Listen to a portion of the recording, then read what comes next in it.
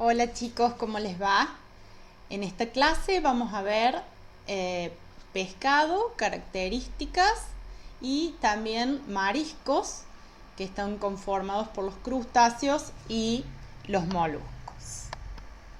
Empezando por la composición química de los pescados, tenemos que están formados por de un 70 a un 80% de agua, de un 15 a un 22% de proteínas, tienen una muy buena cantidad de proteínas y de muy buena calidad, de 1 a 25% de grasa, y vamos a ver que todo esto va a cambiar en función de la especie, porque hay muchísimas especies diferentes de peces, y digamos, de su periodo de vida en el que se encuentran. Hay pescados que más cerca del periodo reproductivo tienen diferente porcentaje de materia grasa en su cuerpo que en otra etapa de su ciclo vital.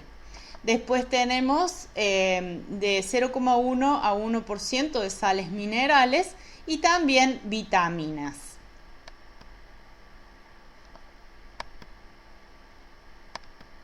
Según su contenido en grasa, vamos a poder clasificarlos en pescados magros o blancos que tienen menos del 1% de lípidos o materia grasa, como por ejemplo el lenguado, el bacalao.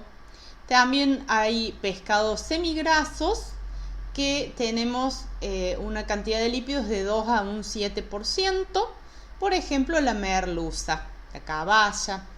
Y después tenemos también pescados grasos o azules que tienen mayor cantidad de grasa, que es de un 8, incluso un 20%, como habíamos dicho antes, un poquito más, depende, como dijimos, de qué periodo de vida están atravesando.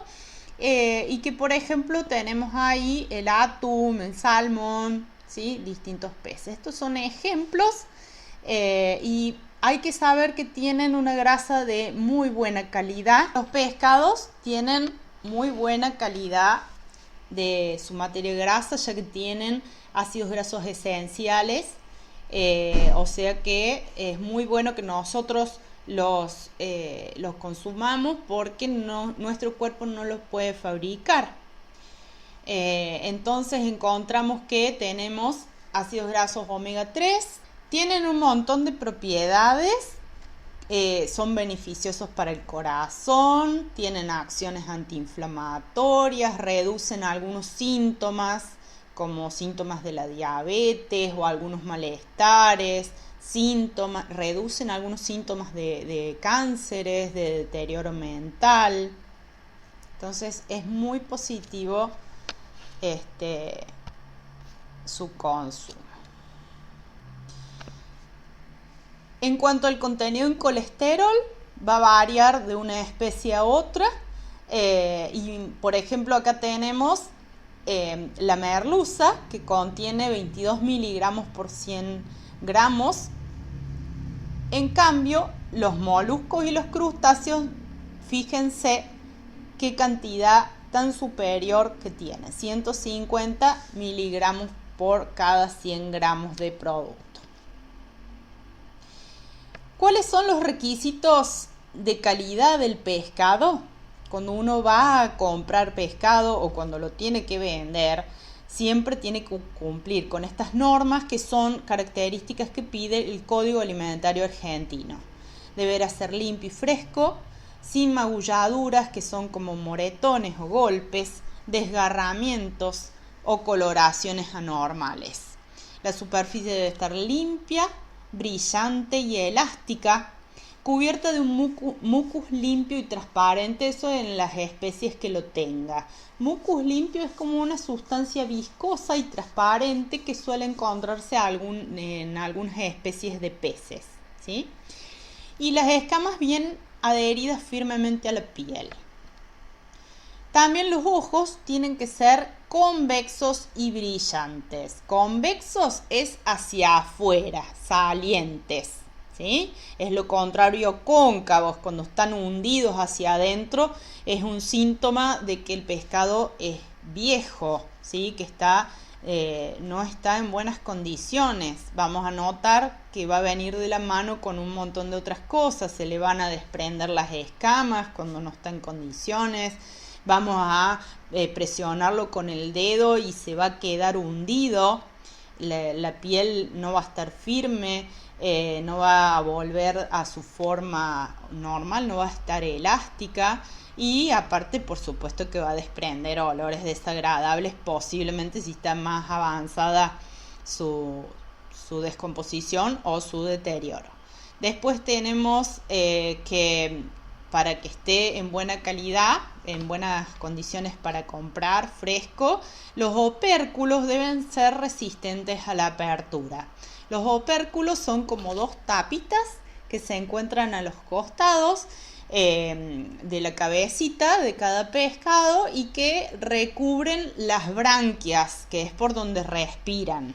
Entonces esas tapitas, que son los opérculos, deben ser resistentes a la apertura. Uno lo va a querer abrir y va a ser bastante duro, bastante resistentes. Las branquias, que es por donde respiran, que están cubiertas por los opérculos, dijimos, deben ser rojas y brillantes. Cada pescado debe presentar el olor normal, característico de la especie. Las vísceras deben estar bien diferenciadas y cada una con su color brillante. Lo más común es que uno compre pescados ya viscerados, o sea que no tengan las vísceras, que ya se lo hayan sacado en el frigorífico o en la pescadería, ¿no es cierto? Podemos comprar ya filet, por ejemplo, para cocinarlos, o vienen diferentes presentaciones. Pero si nosotros queremos comprar un pescado entero, tenemos que ver que se cumplan estas condiciones. Las paredes abdominales, ¿sí?, sin daños y sin espinas desprendidas, porque eso sería característica de mala calidad. Y los músculos también firmemente adheridos a la columna vertebral, o sea que justamente tiene que ver con el apartado anterior de que sin las espinas desprendidas, ¿sí?, porque sería que no está fresco ese pescado. Los músculos también de consistencia firme, elástica, con olor y color característicos de la especie, ¿sí? Cuando notamos un cambio de color o también que no hay que está opaco, por ejemplo, bueno, son todas condiciones que nos van a alertar de que no es fresco el pescado. Bueno, en cuanto al envase del rotulado, deberá indicarse el nombre comercial de la especie, utilizarse envases de primer uso, esto quiere decir descartables, ¿sí?, y en óptimas condiciones, por supuesto, higiénicas, sanitarias. Y si tienen algún aditivo, deberá indicarse el nombre y la cantidad empleada de los aditivos. La calidad del pescado va a venir determinada por condiciones organolépticas, que son el olor, el sabor, el color. Condiciones físico-químicas, que tienen que ver también con estas características que veníamos diciendo, y condiciones bacteriológicas, que hay que tener mucho cuidado. El pescado tiene grandes cantidades de bacterias en la superficie de su piel, más que otra carne. Y teniendo un pH neutro, que es pH de 7, es altamente alterable, o sea, se deteriora muy rápidamente. Yo aconsejo comprar el pescado fresco y cocinarlo en el día que hicimos la compra, porque si no se va deteriorando muy rápidamente y baja la calidad de esa carne, ¿sí? Rigor mortis significa rigidez cadavérica. Esto es un proceso que sufren todos los animales cuando fallecen, incluso los seres humanos. en ese proceso la carne se pone extremadamente rígida, como si estuviera congelada. Y es un proceso físico-químico que tarda algunas horas en resolverse. Por ejemplo, en los animales vacunos tarda alrededor de 8 horas. En los peces son algunas horas dependiendo del tamaño, de la edad. Influyen muchas cosas particulares de cada animal y también influye la temperatura ambiente. A mayor temperatura el rigor mortis se resuelve más rápidamente, o sea que pasa más rápido. Nunca se debe cocinar alguna carne que esté en rigor mortis porque queda extremadamente dura. Incluso si se cocina antes de que pase el rigor mortis, va a quedar gomosa. En el caso de las carnes vacunas no es aconsejable. Entonces hay que esperar que se dé este proceso de maduración donde se termina el rigor mortis y la carne se vuelve a ablandar, ¿sí?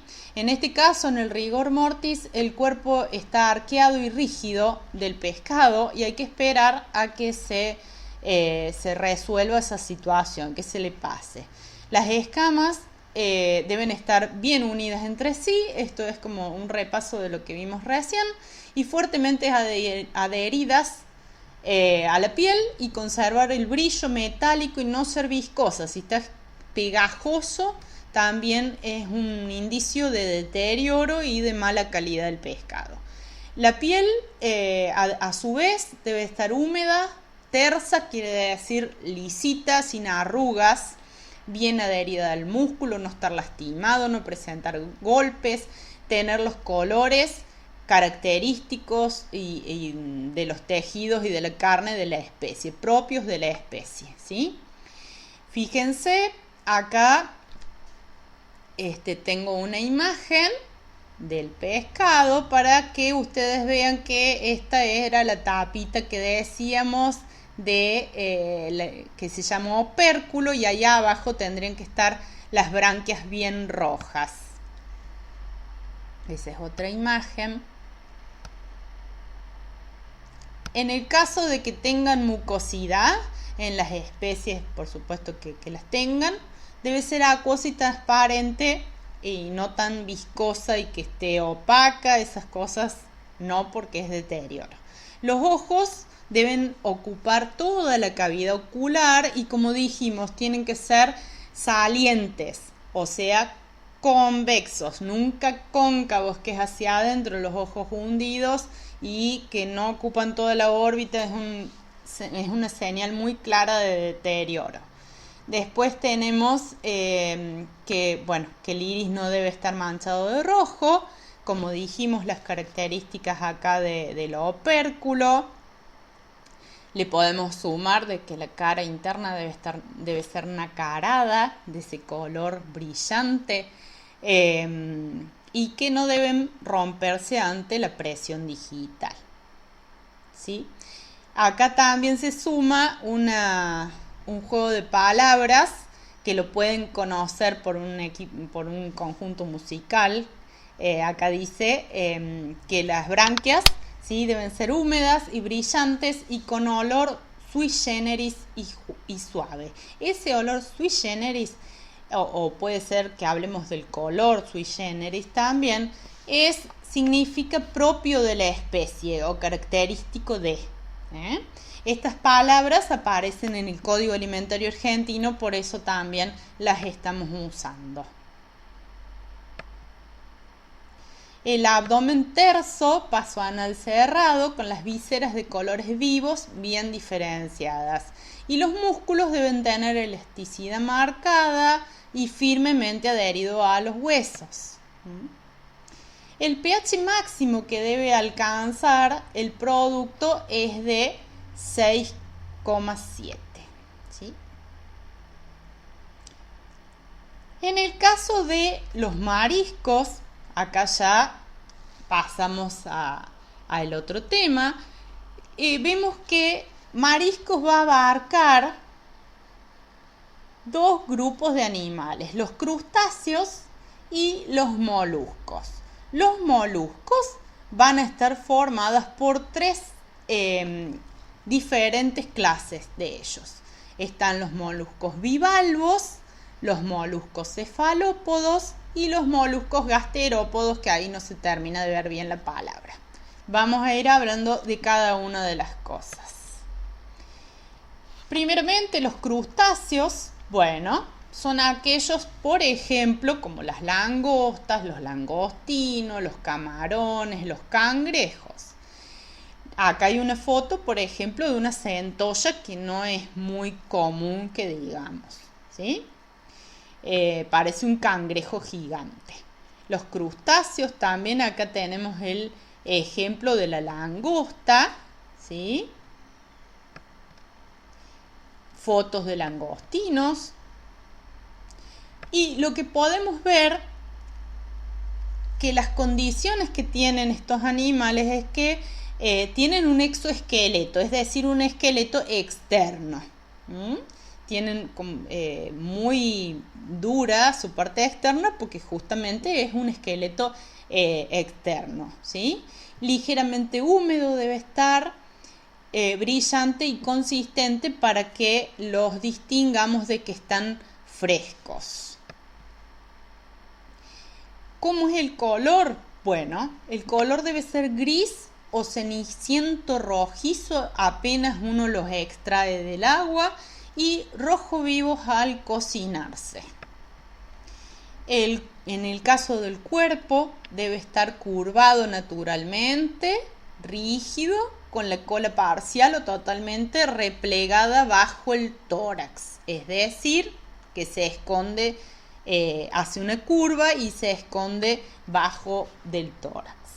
Los apéndices tienen que ser resistentes y firmes, también bien adheridos al cuerpo. Todas estas características recordemos que son de animales frescos, muertos por supuesto. Y los ojos deben estar también brillantes, salientes, es decir, dijimos convexos, ¿sí? Salientes, llenando toda la órbita. Vemos que ahí coincide con lo que veníamos hablando de los pescados. Y también el olor característico sui generis propio de la especie que estemos hablando. Bueno, ¿por qué está prohibida esta venta de crustáceos que no se hayan sacrificado por cocción en agua hirviendo? Que se puede agregar o no el vinagre dentro de esa agua. Mejor si tienen vinagre porque hace efecto de desinfección. Y aparte tienen que sacrificarse inmediatamente extraídos del agua del mar. ¿Por qué está prohibida esa venta? Porque pueden haberse muerto por alguna otra enfermedad, ¿sí? Porque pueden haber sido ya sacados del agua del mar, ya muertos, enfermos, en malas condiciones. Entonces, la forma correcta es sacrificarlos de esta manera y garantizar con ello de que fueron sacrificados a propósito y que no vinieron ya enfermos o muertos por alguna otra cuestión en el mar. Cuando están vivos, ¿qué características tienen que tener los crustáceos? Bueno, su caparazón debe ser húmeda y brillante y presentarán movilidad ante la mínima excitación. Hay lugares en el mundo en que hay comedores que hay como una especie de acuario donde se encuentran crustáceos que están vivos, entonces uno elige cuál quiere que sacrifiquen para que le preparen su plato en el momento. Entonces, en ese caso que veamos que el animal está vivo, apenas lo incentivan con algún palito, con alguna herramienta, tiene que moverse rápidamente. ¿Qué pasa si el animal no reacciona rápido, que va lento? Bueno, justamente puede estar enfermo. Por eso esta característica de que presenten movilidad ante la mínima excitación es importante. En el caso de los moluscos, habíamos dicho que se clasificaban en distintos tipos, ¿sí? Acá tenemos ejemplos. En general, nombramos ostras, vieiras, mejillones, pulpos, calamares, almejas, cholgas, ¿sí? Y bueno, vamos a empezar con los bivalvos. ¿Por qué se llaman así? Porque tienen dos valvas. Bi es de dos, por eso va con B larga, y valvo hace referencia a las dos tapitas, a las dos valvas estas así que suelen caracterizarse. Ahí vemos, ¿sí? En este ejemplo de los mejillones cocidos. Otro ejemplo de molusco bivalvo son las ostras. Acá tenemos esa imagen. Y acá tenemos una clasificación, lo que les había estado contando, y con ejemplos. Los bivalvos, las ostras y mejillones, los gasterópodos, es cabeza con tentáculos y cuerpos protegidos por caparazón, es lo que quiere decir, ¿sí? El caracol es el ejemplo típico de los gasterópodos. Y digamos, bueno, entonces en los gasterópodos vamos a ver solamente el caracol. Y los cefalópodos, ¿qué quiere decir? Céfalo es cabeza, ¿sí? A ustedes les puede sonar por el encéfalo cuando hablan del cerebro, en el caso de los humanos también. Céfalo dijimos que era cabeza y podos hace alusión a pies o a brazos, ¿sí? Entonces, bueno, fíjense que es fácil de distinguir los cefalópodos, el pulpo, el calamar, ¿sí? Por la forma que tiene su cuerpo. Después tenemos, acá vamos a empezar, con la clasificación de los moluscos gasterópodos. Acá hay imágenes de caracoles marinos. Y vamos a hablar de las características que reúnen tanto los moluscos bivalvos como los gasterópodos, estando vivos.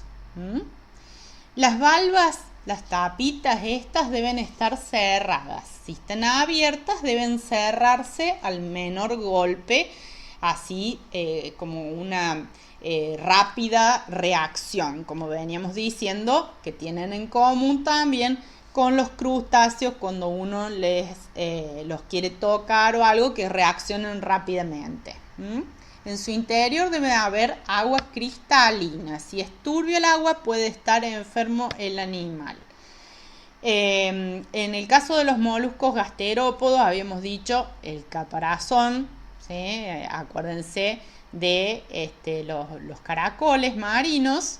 Al sumergirse en agua tibia deben abandonar su caparazón. Esa es la reacción normal que tiene que tener este animal cuando está sano.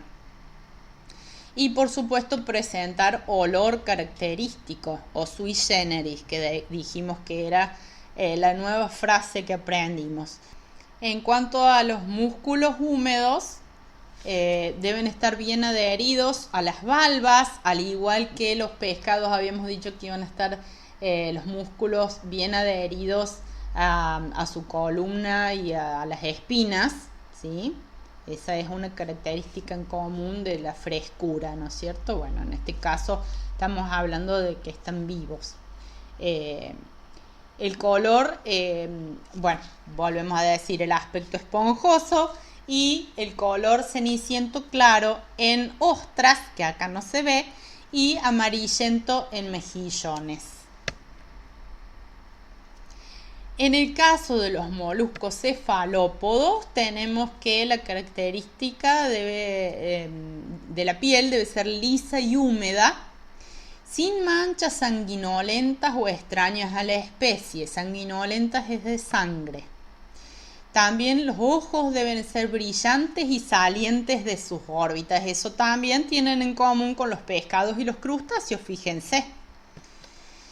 los músculos consistentes y elásticos y el color característico de la especie, además de su olor sui generis.